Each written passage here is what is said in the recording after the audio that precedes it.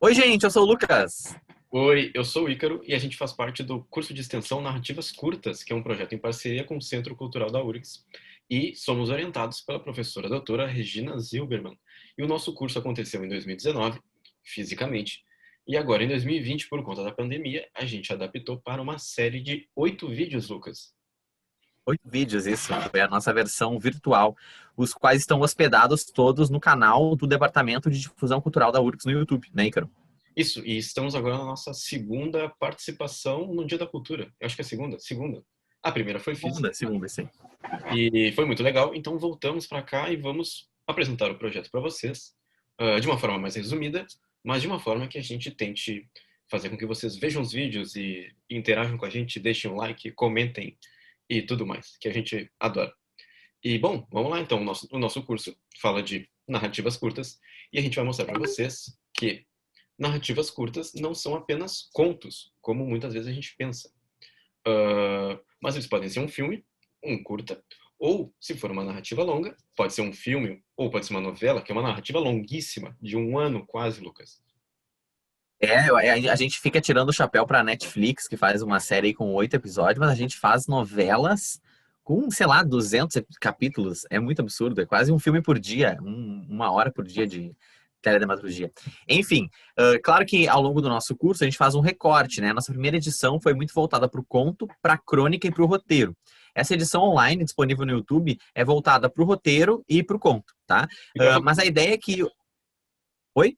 E a gente falou de fanfic também, que Fanfic, não posso deixar de falar da fanfic, isso. que é um gênero importante. Eu interrompi, Lucas, me desculpa, eu te interrompi muitas vezes, mas a gente trabalhou contos, fanfic e roteiros. E a gente adorou trabalhar fanfics. Você que não sabe o que é fanfic, dê uma conferida no nosso vídeo lá no canal da Difusão Cultural. Mas é uma ficção escrita por fãs sobre universos já existentes, escritos por autores, muitas vezes são autores canônicos ou culturais, séries de TV, Senhor dos Anéis, Harry Potter. Mas é basicamente escrito por fãs que se apropriam desse universo e escrevem suas próprias histórias. Pode seguir, Lucas, me desculpa. Não, e é muito legal, porque a partir das fanfics surgem várias obras famosas também. É muito bacana esse processo de apropriação mesmo, cultural, do universo narrativo. Mas a ideia é que, então, a gente trabalha ao longo do curso conceitos que são enfim, que aparecem em diferentes formas de narrativas, né? Então, a ideia do personagem, do narrador, da estrutura da trama. Então, a gente foca no conto e foca no roteiro, porque são dois formatos, né? Menores, enfim, mais fáceis de abordar no curso, mas vocês podem aplicar essas noções para um filme, para uma novela, para uma história em quadrinho, para uma série e por aí vai.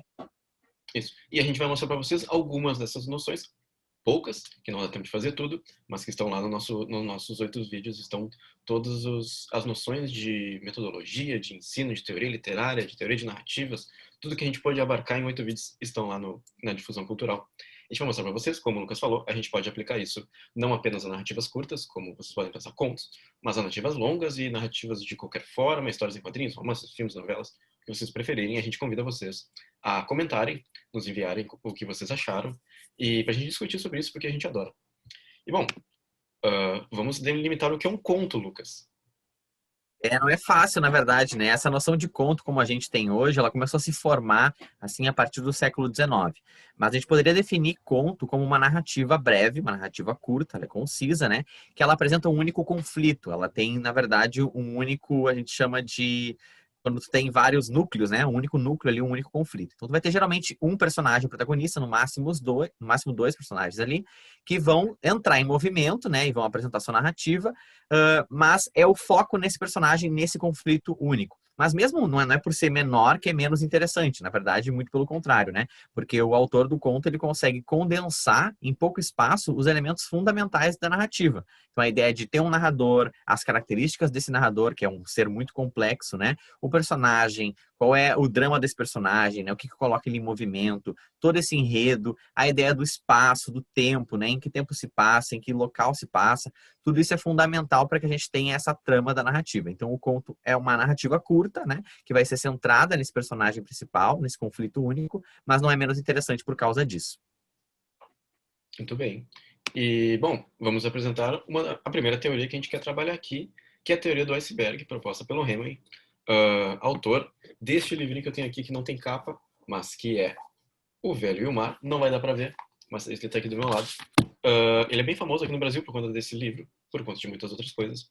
Mas a teoria proposta pelo Hemingway é que, principalmente, eu posso dizer principalmente, talvez tu me corrija depois, Lucas, mas principalmente no conto, por ser um texto muito mais curto, nessa narrativa curta, a gente tem acesso a poucas coisas. A gente vai ter acesso ao que o Hemingway diz, aquela pontinha do iceberg, que seria o texto que a gente está lendo. Só que ao ler o texto, muitas vezes, eu imagino que na maioria das vezes, a gente vai ter acesso a tudo que está por baixo de uma forma não explícita. Então, o leitor tem um papel muito importante quando está lendo uma narrativa curta, porque ele vai fazer inferências, ele vai pensar por que isso está acontecendo, ele vai notar coisas que não estão explícitas no texto. Então, a teoria do Hemingway seria isso. Nós vemos o texto apenas essa pontinha do iceberg. Ao lermos o texto, nós podemos ou não ter acesso a todo o resto que está no fundo do mar. Então, assim, ler um conto eu acho muito legal porque ele te diz poucas coisas, mas tu pode fazer muitas inferências, pode ter muitos pensamentos, pode entender o que está acontecendo propriamente dentro da sua própria cabeça enquanto leitor. E eu adoro isso, eu acho isso muito legal. Mas eu não sei se tu só no conto, eu penso que não, eu penso talvez no romance também. Mas também, que na verdade, no conto fica um pouco mais gritante, porque o conto é como se fosse uma janela, assim, na vida dos personagens, né? Eles têm todo um passado e um futuro que a gente vai depreender ali a partir da leitura, mas não tá explícito, assim, é uma história oculta mesmo. E é bacana porque, às vezes, tu tem mais de uma leitura possível, né? Então, cada pessoa vai ter uma interpretação diferente, vai ter uma construção diferente daquela narrativa. E a própria interpretação da pessoa, eu acho que poderia ser a parte que está no fundo do mar. Sim, penso que sim. Isso aí, Tá. perfeito. Ó, tivemos agora, nesse momento, ao vivo, uma ideia nova. Uma construção desse... E Mudou o o slide aí. Lucas vai falar de um conto bem famoso, que é o Gato Preto, do Edgar Allan Poe, que eu gostaria de dizer que eu nunca entendi como Edgar Allan Poe morreu. Fico aqui, eu estou nessa busca há muitos anos, Essa dúvida. porque não entendo, não consegui, por tudo que eu li, ele já tem uma história de bebida, abusos e tal, mas a morte dele é uma coisa que ainda não engoli, não entendo e gostaria de saber. Então, se alguém que estiver vendo esse vídeo tiver uma bibliografia boa, ficarei feliz de ler e muito obrigado pela indicação se vier. Mas agora é com o Lucas. Recomendo. Na verdade, a gente pega o conto do Edgar Allan Poe porque ele é um dos principais, assim, fundadores do conto como nós conhecemos hoje, assim. Existem narrativas curtas, se a gente parar para pensar, até dentro da Bíblia, assim, né? Mas a ideia do conto como um formato único, fechado, né? Enfim, delimitado, as características que nós falamos ali anteriormente, começou a se delimitar ali a partir do século XIX e o Edgar Allan Poe foi um dos grandes aí fundadores desse gênero. O Gato Preto é um conto bem famoso dele e é bem interessante, eu vou dar um resuminho aqui, talvez algum spoiler, né? Conta a história de um narrador, né? Um personagem, que é o narrador, é um narrador protagonista, que está contando aí que ele vai morrer em breve por alguma razão e que ele quer desafogar a alma. E começa a contar que, enfim, ele tinha um gato, né? E vai atribuindo a esse gato a causa de muitas desgraças que ele tem ao longo da vida. Assim. Então é bem interessante porque é um conto de horror, assim, tem um clima de tensão, uma estrutura de trama bem interessante, que daqui a pouquinho a gente vai falar um pouquinho dela. Mas o mais interessante de tudo é que esse narrador ele tenta se apagar o tempo todo, né? Vejam que o título é o Gato Preto, o narrador não tem nome, o único personagem nomeado na história é o gato. Então é muito interessante esse processo de como esse conto se constrói e é bem essa noção da história oculta, assim. Esse narrador está ali contando a versão dele, lembrando que a gente está preso na visão desse narrador, né? Daqueles fatos que ele viveu e ao mesmo tempo que tu vai lendo aquela história, tu vai vendo que tem uma outra história acontecendo. Na verdade, né? Algumas coisas aconteceram que não estão sendo ditas ou não estão sendo ditas da forma como deveriam ser fiéis aí, aos fatos, e a gente vai desvendando esse subtexto por trás daquilo que é contado pelo narrador. Então é um texto que vale a pena, vocês encontram com facilidade, assim, porque ele é bem famoso e tá por aí. E não, é isso. E retomando o que a gente apresentou no último slide, a pontinha do iceberg seria o texto que a gente está vendo, o narrador dizendo: ah, este gato acabou com a minha vida. O que a gente tem dentro do mar, que a gente não consegue ver, mas a gente consegue ver no momento que lê, é que é uma narrativa que está tentando fazer com que o leitor acredite nele a todo instante, quando na verdade, uma leitura mais atenta, percebemos que o vilão é, no caso, o narrador e não o gato. Então, assim, só para fazer esse link, seria mais ou menos isso. E aí a gente trouxe alguns exemplos. Eu vou falar primeiro daí, Lucas. Eu queria falar do exemplo do Casa Tomada, do Cortázar, que o que a gente tem naquela ponte do iceberg, sempre retomando, é, como é que eu vou falar assim, spoilers? Dois jovens vivem numa casa e de repente essa casa é invadida, não sabemos por quem. E, bom, o texto é tão curto e tão, sei lá, visceral, é uma boa palavra, que a gente só pode conceber ele a partir das nossas próprias interpretações. Então, assim, fazendo o link com o próximo, o leitor tem uma parte muito fundamental de fazer o texto ter sentido. Penso que sem o leitor seria muito diferente. Assim como é Queimar Celeiros, do Murakami, que a gente botou a foto aí do filme Em Chamas, que é uma adaptação. O texto do Murakami também, sem o leitor, eu não vou dizer que não acontece nada, porque não estaria sendo correto, mas aconteceriam poucas coisas. Mas com a inferência do leitor, com a nossa inferência, quando nós lemos o texto, pensamos, isso aqui aconteceu, mas ele não está dizendo o que aconteceu. Aí nós temos o fundo do iceberg, e daí o texto fica muito interessante. Então, estamos recomendando, recomendação de leituras. E agora o Lucas fala de As Coisas que Perdemos no Fogo. As coisas que perdemos no fogo. Voltando só para complementar essa ideia do leitor, a gente dá uma importância bem grande para o leitor, porque no fim das contas o nosso curso é um curso de leitura, né? A gente propõe atividades de escrita, vocês vão ver lá nos vídeos, mas a gente propõe sempre a atividade de escrita com base na reflexão em cima da leitura. Porque é isso, um texto só se completa mesmo quando ele encontra o leitor, né? O leitor tem um papel fundamental na construção desse processo comunicativo. Então é muito legal pensar como as leituras diferentes acabam formando textos distintos também. As Coisas que Perdemos no Fogo é um livro de contos, é uma coletânea da Mariana Enríquez, é uma escritora argentina. É um livro bem recente, 2016. E são contos de horror também, mas é um horror urbano, assim. É um suspense, na verdade, né? A gente acaba lendo aquilo ali e pensando que poderia ser na minha cidade, poderia ser na minha vida, e tu vai se identificando com esses personagens. É muito interessante, é uma trama bem moderna, e a gente consegue, a partir de um conto, pensar muito sobre o que está sendo dito sem ser mostrado, na verdade. Então, são bons exemplos, assim, de contos que funcionam como gênero e são, enfim, bons exemplos do gênero. Aí, pensando numa narrativa de modo geral, né? Essa estrutura a gente consegue visualizar em qualquer tipo de narrativa, tá? Mas claro que o nosso foco aqui é o conto, né? Então nós temos partes do enredo, né? Então o enredo teria uma apresentação, que é quando os personagens então são apresentados, né? Qual será esse drama deles, quem vai participar daquela história. Uma complicação, então vai ter algum acontecimento que vai colocar esses personagens em movimento, gerando um conflito, e esse conflito vai num crescente de tensão até o clímax, que é o ponto o máximo ali, né, da tensão. A partir desse clímax, tu pode ter consequências, né? As consequências desse clímax são chamadas de anticlímax, e a partir do anticlímax tu vai ter um desfecho.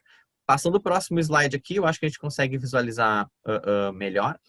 Esse seria um esquema de progressão de trama clássico, tá?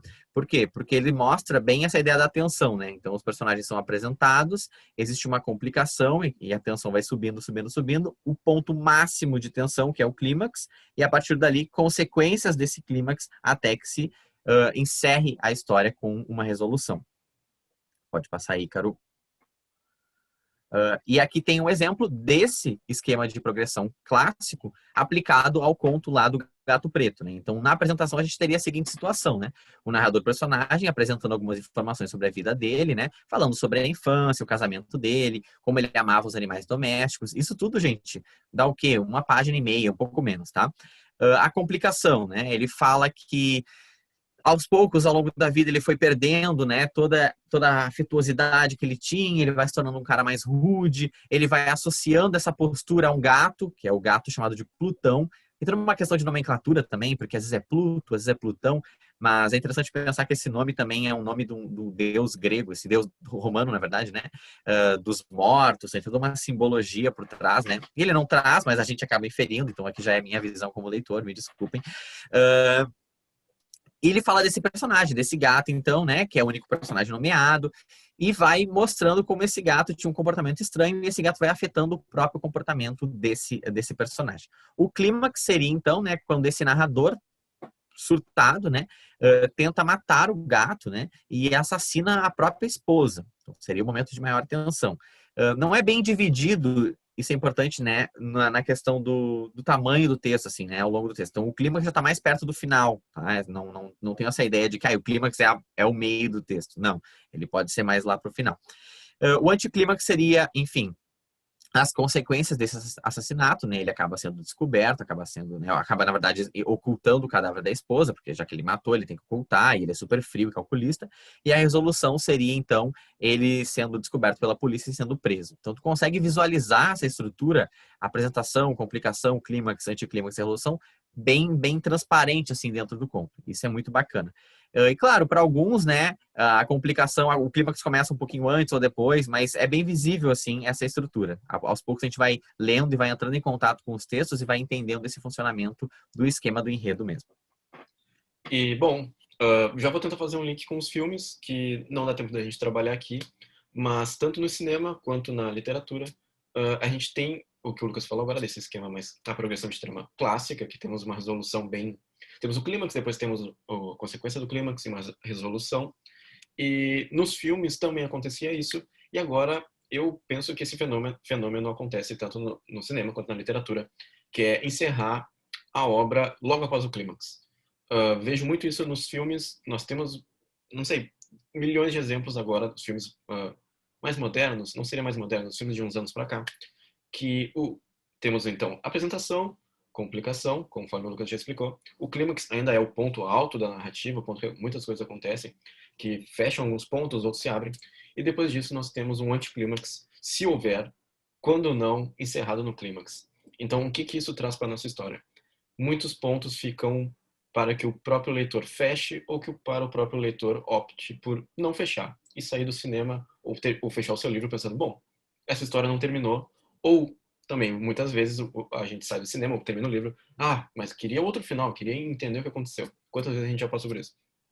Então, essa é uma progressão de trama de um esquema moderno, que seria, basicamente, logo após o clímax, logo após o ponto que a gente esperou a história toda, ele encerra, muitas vezes abruptamente. E eu acho muito interessante, porque em alguns momentos eu fico bravo, em alguns momentos eu fico... É angustiante, eu acho que a gente não está habituado como leitor, às vezes a gente está acostumado com histórias redondinhas, né? Mas a gente está vivendo uma época que é bem fragmentado mesmo. Então tem essa indústria também, a ideia da sequência, né? Pensando nas séries e no cinema. O filme já sai e antes do primeiro sair, o pessoal já está esperando uma sequência. Então, às vezes, terminar no clímax ou terminar, enfim, terminar dentro logo após o clímax, abre espaço para uma continuação. As séries fazem muito isso, a gente para pensar, né? Tu termina um episódio, tu tem que ver o próximo imediatamente. Por quê? Porque geralmente termina no clímax do episódio anterior, né? Então tu tá sempre buscando aquele momento de tensão maior. Isso. E na maioria das vezes o episódio seguinte não entrega o momento que a Não gente integra, espera. eles voltam no tempo ainda, né? Às vezes volta no tempo E a e gente fica traz preso outras assistindo a informações. série para sempre porque a gente nunca chega na resolução. Mas E nos filmes passaram-se 19 temporadas, é assim. acontece série com 19 temporadas. Mas nos filmes independentes também é corriqueiro a gente bater no clímax e em seguida fecha a história e a gente tem que mastigar a história sozinhos, sem ter alguém mastigando pra gente. Isso é interessante. E a gente vai trazer um exemplo para vocês de esquema moderno agora. Tem de vídeo por aí, né? De filme tal com um final explicado e finais explicados. As pessoas vão buscar o tempo todo um final explicado, elas não conseguem lidar com a angústia do final aberto. E para trazer um exemplo dessa estrutura, é o conto Venha Ver o Pôr do Sol, da Lígia Fagundes Telles, talvez uma das maiores, se não a maior contista brasileira atualmente, assim. Esse conto conta a história, fez uma cacofonia, do Ricardo e da Raquel, que aparentemente ali tiveram um romance no passado e se encontram por uma última vez, porque ela vai viajar e ela vai ter uma outra vida. Ela está com um novo homem, um homem muito mais rico. O Ricardo, por sua vez, é um cara que está mal financeiramente. E o narrador está fora, né? Ele não é um personagem, ele está acompanhando essa conversa e vai trazendo as informações. É muito interessante porque os dois vão passear por um cemitério. Tudo é muito fundamental no texto, então isso é bem importante. Como o conto é um texto curto, tudo que aparece é muito importante para a construção do significado. E a gente quer mostrar um trecho para vocês aqui rapidinho, pode passar aí. Bom, é um pedaço desse diálogo do Ricardo com o Raquel. Então ele diz assim para ela, né? Você prometeu dar um fim de tarde a esse seu escravo. E ela fala, mas fiz mal. Pode ser muito engraçado, mas não quero me arriscar mais. Ele fala, ele é tão rico assim? Ela fala, riquíssimo. Vai me levar agora numa viagem fabulosa até o Oriente. Já ouviu falar no Oriente? Vamos até o Oriente, meu caro. Ele apanhou um pedregulho no chão, um pedregulho e fechou-o na mão. A pequenina rede de rugas voltou a se estender em redor de seus olhos. A fisionomia, tão aberta e lisa, repentinamente escureceu, envelhecida.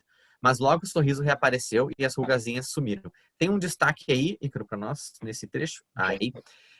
Vejam que ele pergunta desse novo namorado dela, né? Se ele é tão rico assim. Ela meio que dá uma debochada, né? Fala que ele é riquíssimo e que eles vão pro Oriente. Ah, será que tu sabe o que é o Oriente? E aquele último parágrafo é bem interessante, porque ele pega um pedregulho, fecha, né? E daí a fisionomia dele escurece, né? Com rugas e ele acaba ficando chateado. A gente consegue visualizar que ele tá com raiva, que ele tá com inveja e que ele tá indignado com a situação. Mas não é descrito dessa forma. Ela poderia ter dito simplesmente, Ricardo ficou com inveja, Ricardo ficou com raiva. Mas ela prefere mostrar isso para nós. Então ela forma uma imagem, né? Ele pega o pedregulho, ele aperta na mão e a fisionomia dele escurece. Então isso é muito bacana para uma narrativa, que em vez de dizer o que está acontecendo, ela mostra para nós o que está acontecendo e a gente consegue chegar nos sentimentos do personagem pelas ações e pelo modo como é apresentada a situação. E cada leitor poderia fazer uma inferência diferente, poderia entender de forma diferente o que... Óbvio, nós temos... Aqui é muito claro, mas em outros exemplos, cada leitor vai entender de uma forma diferente. Nesse caso, ok, segurou, apertou, aperta, ok. Vejo o que ele está sentindo, noto o que ele está sentindo. Mas em outros casos, cada leitor vai ter a sua própria inferência. E isso constrói o texto. Isso é uma construção de texto muito legal. E, bom, aqui temos o esquema da progressão de trama moderno, que, bom, conforme o Lucas falou, apresentação, Ricardo e Raquel encontram-se no cemitério. Início do conto, sei lá, primeiras linhas. Complicação, a gente nota que o diálogo dos dois vai revelando uma história pré-existente e, ao menos para mim, na minha leitura, vai ficando bem tenso aquele diálogo. Até o momento do clímax. Minha leitura é essa, não sei se tu concorda, mas para mim, o diálogo vai ficando tenso ao longo da complicação. E aí o clímax, nós temos a Raquel sendo presa pelo Ricardo no jazigo e deixando ela lá, e deixa ela lá. Então, assim, o que seria numa trama clássica? Nós teríamos provavelmente a Raquel escapando. Aqui eu tô inventando, fazendo uma fanfic ao vivo. Ela escaparia do jazigo, voltaria para se vingar e teria uma resolução. Mas isso não acontece. Nessa progressão de trama moderna, a gente termina a história com a Raquel presa no jazigo e o Ricardo saindo do cemitério. E, bom, e aí fica a nossa inferência, né? O que nós achamos que aconteceu, ou se nós compramos a história apenas por isso. Bom, terminou aqui, e estou feliz. Ou se nós deixamos para pensar outra coisa. Interessante como mesmo não encerrando, assim, ela vai dando pistas do que teria acontecido, porque ao longo desse diálogo, como o Ícaro falou, vai ficando super tenso, né? Aquele cemitério cada vez mais vazio, cada vez mais abandonado. Ele vai deixando claro, né, o Ricardo, que ninguém vai ali nunca, que eles poderiam ficar à vontade ali, porque ninguém nunca ia encontrar eles ali, e no final ela acaba presa ali, e tu fica pensando, putz, então talvez nunca seja encontrado. Mas realmente não é dado o desfecho. E, bom, para terminar, a gente queria mostrar para vocês 4 tipos de narradores que a gente apresentou nos nossos 8, não lembro qual vídeo, mas se não me engano, em 2 vídeos a gente apresenta sobre narradores. E bom, narrador onisciente é o narrador mais comum, ou era, não, posso dizer mais comum na literatura, que é aquele narrador que sabe de tudo, sabe de todos os personagens, ele é capaz de notar o que o personagem está pensando e falar para o leitor. Então, assim, ele sabe de tudo, ele ordena a obra, ele organiza qual acontecimento ele quer que apareça para o leitor primeiro. Então, ele tem total controle sobre a narrativa. Temos o narrador, eu como testemunha, que a gente sempre dá o exemplo do Watson em Sherlock Holmes, porque é aquele narrador que está... Ele pode não ser o caso, mas geralmente ele está muito colado no protagonista e ele vai contando do ponto de vista dele as coisas que acontecem com o outro e com outras pessoas. Então, é bem legal, assim, bem legal, mas pode acontecer de outras formas. Pode ser testemunha de algum acontecimento, testemunha de alguma outra história que ele estava nem tão próximo, mas geralmente, pelo que eu e o Lucas fizemos a pesquisa, é um narrador geralmente colado no protagonista. Perfeito. E também temos um narrador que é o próprio protagonista, né? Então ele é um personagem da história, ele é o personagem principal e ele vai contando a história do ponto de vista dele. Esses narradores personagens são muito interessantes, né? Porque eles têm uma limitação mesmo. Essa figura do narrador a gente tem que pensar, todos eles, né? Todos os narradores teriam aí vantagens e desvantagens, todos teriam as suas limitações. A gente teria que pensar em qual o mais adequado, né, para a nossa história. Quando for escrever, talvez o papel fundamental é pensar quem vai contar a minha história, porque o narrador é essa ponte, então, entre o leitor e o enredo. O narrador protagonista vai ser aquele que é o personagem da história, é o personagem principal e vai contar a história dele. E o narrador onisciente seletivo também é muito interessante, talvez mais difícil de fazer, mais complexo um pouco, porque ele também está fora da história, assim como o onisciente, mas ele é seletivo, por quê? Porque ele vai focalizar alguns personagens. Então ele está fora contando, ele sabe tudo ali, mas ele vai focalizar alguns personagens e vai se deter maior tempo há alguns personagens, né, aprofundando psicologicamente esses personagens, trazendo mais informações sobre eles. Então é interessante porque ele faz escolhas dentro daquele todo a que ele tem acesso, né? Isso é muito legal. Tem, como o Icaro falou, tem 2 vídeos lá sobre narradores, no total de 8, e vale a pena dar uma conferida. Isso. E a gente sempre usa o exemplo do Onisciente Seletivo, a Clarice Lispector, que eu gosto muito, que ela pode ter um grupo de personagens, aquele narrador é onisciente, está falando de fora, ele vai focalizar em apenas uma personagem, 2 personagens, vai mostrar o que elas sentem em relação aos outros e não o que todos sentem, como seria o caso do onisciente. E bom, para fechar, eu digo, não confie no narrador jamais. Quando criarem os É seus verdade. narradores, façam com que talvez eles não sejam confiáveis, porque para mim a história fica muito mais interessante. E, bom, a nossa apresentação para o Dia da Cultura era isso. Agora nós gostaríamos de nos despedir, agradecer. A gente adora sempre fazer vídeos para o Centro Cultural, que é um lugar que nos acolheu muito bem. E a gente adora o Dia da Cultura. É o nosso segundo e estamos muito felizes. E muito obrigado. A gente agradece o espaço e fica o convite para que vocês confiram aí os nossos vídeos. São todos curtinhos, tem entre 12 minutos, mais ou menos. Tem bastante indicação de leitura, referências, textos. Comentem lá, compartilhem conosco. Muito obrigado pelo espaço e até a próxima.